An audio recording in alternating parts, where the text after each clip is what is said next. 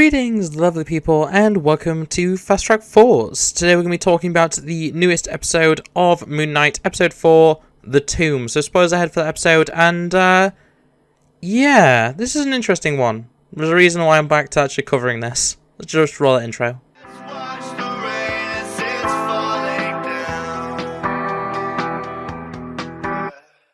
So, when we left off in the last episode, they'd found the tomb that they were looking for to find the god that had been banished, whatever. I'll be honest, I'm still not sold on this series, so I haven't taken the time to properly learn everything that's going on with it.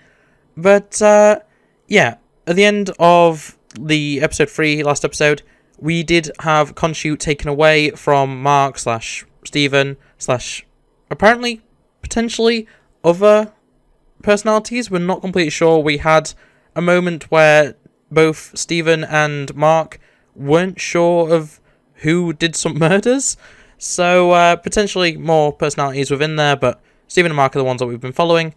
And yeah, without Khonshu, it's basically Layla and, Mark or Stephen, depending on who's in control, trying to, solve the problem of the cult getting the other deity. And it's a very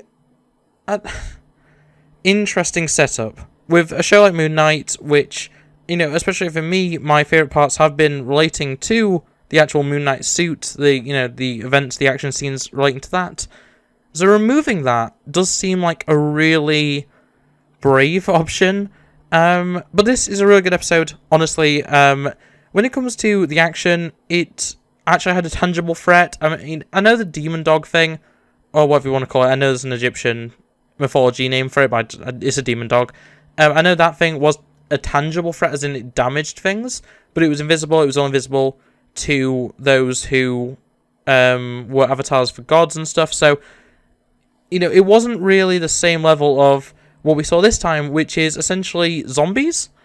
And I'm sure, once again, there's probably a technical term, like in Egyptian mythology, for what these are, but they're essentially guarding a temple, a tomb, a whatever we want to call it, a pyramid, of the Egyptian, I guess, pharaoh, Alexander the Great. I didn't realise Alexander the Great was a pharaoh, but I mean, I also don't really have that great a knowledge when it comes to Egyptian mythology and ancient Egyptian, rulers and stuff, so whatever. I trust that I'm not being lied to by Marvel, but yeah. This episode goes places in a way that I was not expecting it, and I think that's more or less what I want to talk about. So, basically, they managed to find the imprisoned deity in the throat of Alexander the Great's mummy, and then, well, by this point, it's Mark, again, that's in control. Mark gets shot by the main bad guy, by the cult leader that I still have not learnt the name of. And he's shot twice. He's shot once in the chest, which kind of stumbles him, and then once straight in the head. And that's an odd one, I'm not completely sure what to make of this, and especially with the events I'm about to get into, that is a really interesting turn of events. The fact that without Khonshu, Mark, Stephen, whatever, isn't able to heal or, self-revive or, fix any issues or even defend himself from things like a gunshot. Like, it's just not a thing that he has the ability to do. So, with Khonshu captured or taken away or imprisoned, whatever, it will be really interesting to know how Mark can get out of this. And I say Mark rather than Stephen because I feel like Stephen, as much as he has grown on me as a character, he's still pretty useless. His knowledge of Egyptian stuff, mythology, whatever, really useful, history, whatever.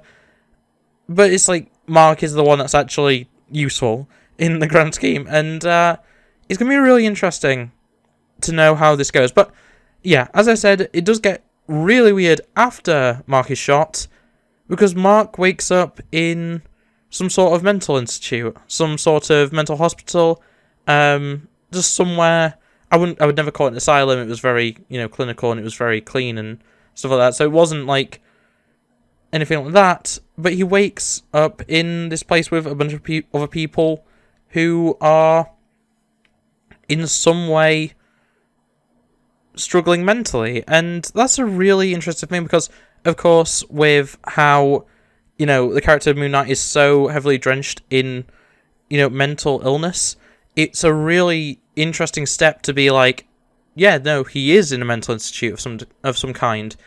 And going into it, I was really confused because it starts off in a 4:3 aspect ratio of some dramatization that happens to have a character called Stephen Grant, which of course is Stephen's name. And I was like, has something happened? Does this relate in some way to Multiverse of Madness? Is this a WandaVision thing? It does quickly pan out, and it's just a film. It's a VHS that's being played.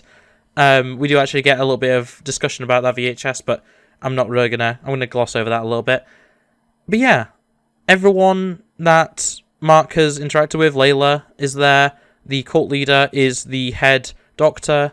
There's various other people, like some of the more prominent members of the cult are either patients or people who I don't like, not doctors or nurses, but like people that look after the patients. And yeah, it's all really interesting. So eventually Mark is at this point very heavily sedated. In his reflection, I believe he still can see Stephen. I believe that's shown. But it's very much a thing of Mark is heavily sedated, can't really do much. He's being wheeled around in a wheelchair and everything. And he slowly realizes that the doctor, the head psychiatrist, whatever, that he's talking to shot him because he's the cult leader. And he breaks out of the room, of the office, and he runs. And that's when it gets really interesting, where he finds Stephen.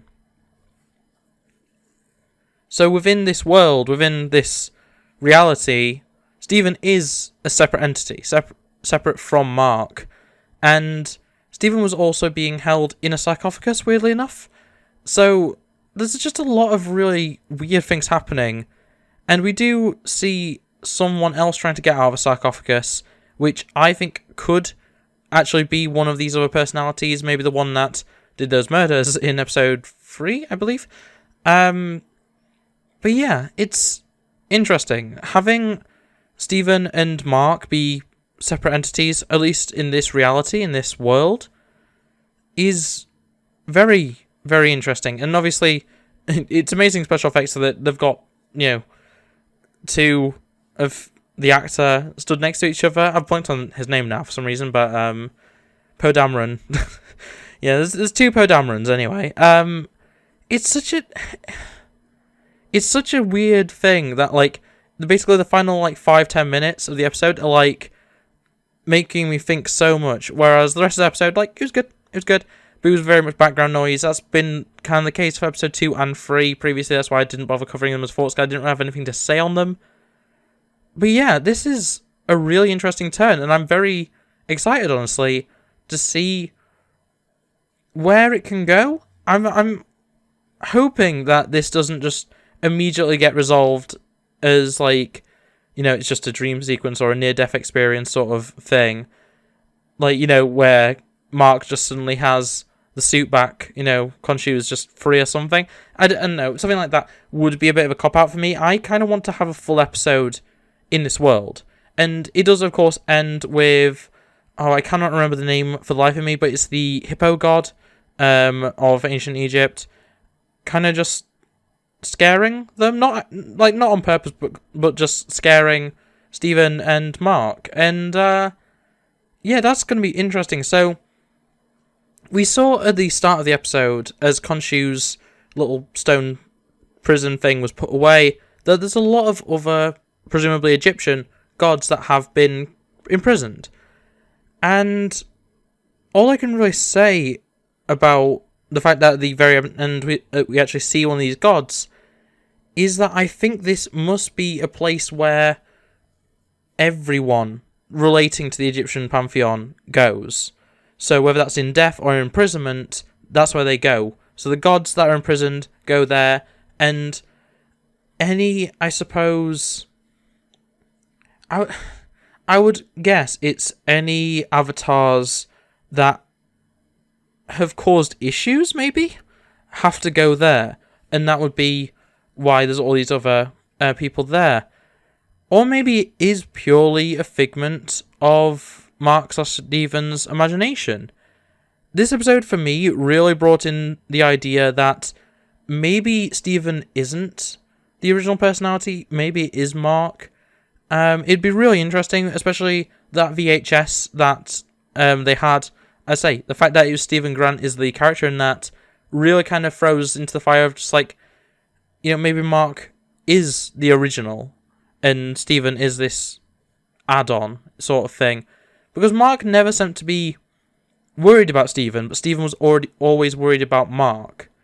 Which makes me think that Mark knew Stephen was there all this time, but it's like Stephen's been asleep sort of thing. It's interesting. I'm not completely sure where this is going, whether it's going to be good, because, as I say, episode 2 and 3, pretty I didn't enjoy episode 1. This episode, though, honestly really enjoyed it. But, in any case, that's all I can really say. I know it's been a bit of a ramble just about the events that happened, but I just thought it was really interesting, and I thought it was worth discussing, and just throwing my thoughts out there. But, in any case, that's going to be it from me. So thanks for watching. If you did like it, make sure to like it, subscribe if you're new here, and ring that bell so you never miss an upload. Also, make sure to comment in the comment section below, I guess. What do you think? What do you think of the episode? Did you agree with me? Do you think I'm way off base here? And, yeah, just anything else you have to think about this episode, or the previous two, because I'm not going to be covering them in separate videos. But, yeah, without further ado, it's it from me, and, yeah. Bye! It's been a long week. I feel like I could use a vacation.